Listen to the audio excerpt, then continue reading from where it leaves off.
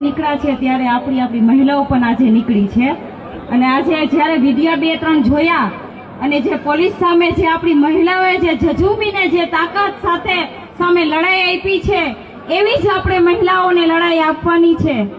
આજે 5 થી 6 લડવૈયા આપણે આજે સામે ઉપવાસ ઉપર બેઠા છે, આવા સંતો બેઠા છે, આવા નાના નાના ભાઈઓ બેઠા છે, જેવા મારા ઘરવાળા નિલેશભાઈ અરવાડિયા પણ બેઠા છે। આજે બધાને હું નમ્ર વિનંતી કરું છું કે તમારી સાથે આજે હું આહવાન કરું છું કે આજે અહીંયા મોરબી આખા જિલ્લાથી લઈને અમે છેક સુધી ગાંધીનગર એક્ટિવા લઈને રેલી કાઢીશું જો સરકાર અમને જવાબ નહીં આપે તો।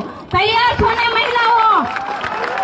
આ મારી આગેવાનીમાં આજે હું જેતપરમાં આહવાન કરીને જાઉં છું। છેલ્લા 8 દિવસ માટે આપણે સરકારને આપણે રાહ જોશું, ગાંધી ચિંધ્યા માર્ગ સુધી 8 દિવસ રાહ જોશું। 8 દિવસ આપણને કોઈ જાતનો જવાબ નહીં મળે તો મહિલાઓ બધા રેડી છો તમે? આપણે એક્ટિવા લઈને જવાનું છે, આપણા ભાઈઓ ટ્રેક્ટર લઈને ગયા હતા, આપણે એક્ટિવા લઈને જવાનું છે। અને હવે ખાસ કરીને હું એક નમ્ર વિનંતી કરીશ કે જ્યારે આટલા વડીલો 55 વર્ષના વડીલો જ્યારે અન્નનો ત્યાગ કરીને બેઠા હોય તો મને એવું લાગે છે હવે જુવાનિયાઓને પણ હવે છે ને કોલેજ છોડી અને અહીંયા સાવણીમાં આવી જવું જોઈએ અને દીકરીઓએ પણ આપણા બાપની જમીન ઉપર જો અદાણી જો રાજ કરતો હોય ને તો દીકરીઓ બધી પણ છાવણીમાં અહીંયા હાજર હોવી જોઈએ, કેમ કે હવે આપણે લડાઈ કરવાનો સમય આવ્યો છે। યંગ જનરેશનને આગળ આવીને લડાઈ કરવાનો સમય આવ્યો છે। આપણા વડીલોને આપણે આહવાન કરવાનું છે કે તમે અહીંયા છાવણીમાં બેસો, અમે જશું ગાંધીનગર સુધી લડાઈ લડવા, તમારે અહીંયા બેસવાનું છે। તૈયાર છો ને બધા? આજે આ વાત કરીને વહી જાવ અને કાલે આને ભૂલી નથી જવાની। હું આજે અહીંયા આવી છું 8 દિવસ માટે કઈ જાઉં છું, મારા થોડા ફેમિલી પ્રસંગ છે, નકર હું અહીંયા જ રોકાઈ જાત એટલે મારે જવું પડે એમ છે એટલે હું જઈશ। પણ હા, હું એટલું કહું છું કે 8મા દિવસ સુધી જો સરકાર આપણને કઈ જવાબ નહીં આપે તો આપણે લેડીઝો બધા, હું આગેવાન તરીકે હું આગળ આવીશ। જો પોલીસના દંડા ખાવા પડશે તો પણ હું દંડા ખાઈશ તમારી આગળ ઊભી રહીને તમતારે, એમાં હું ક્યારે પીછે હટ નહીં કરું।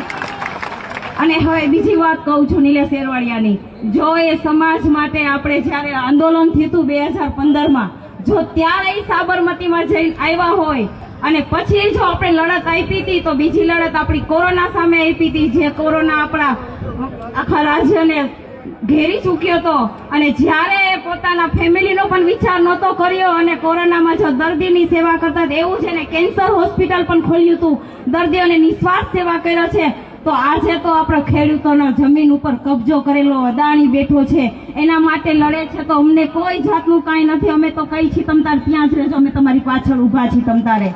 એવું ન હોય કે અમે ઘરમાં હોય ખાલી અમે કહેતા હોય તમે આગળ હાલો, પાછળ અમે રેડી છીએ, જો તમને કઈ આંચ આવશે તો અમે નીકળી જશું, તમે જરાય ચિંતા ન કરતા। અને આજે મને ખૂબ જ ગર્વ થાય છે જેતપુરની મહિલાઓ ઉપર કે આજે રણચંડી બનીને યુદ્ધ લડવા નીકળી ગયા છે। હવે હું વાત કરીશ અદાણીની, જો આ થાંભલા નખાઈ જતા હોય ને, આજે યુવા પેઢી નહીં જાગે તો આ વડીલો લડતા લડતા એ થાકી જશે, તો આપણે જાગૃત થવાનું છે। અને આ લોકો તો લડશે પણ આપણી બાપ દાદાની વિરાસતી લોકો લઈને વહી જશે। આજે જાગૃત નહીં થાય, આજે નહીં તો કાલે કઈ હાથમાં નહીં આવે। એટલે હું કાલથી કહું છું કોલેજ હોય છોડી દો, આપણે આ જંગ લડવાની છે। આપણા વડીલો એકલા લડશે તો નહીં ચાલે, આપણે દીકરીઓને અને દીકરાઓને બધાને લડવા નીકળી જવાનું છે। હવે હું વધારે કઈ નહીં કહું। અસ્તુ, જય ભારત, વંદે માતરમ।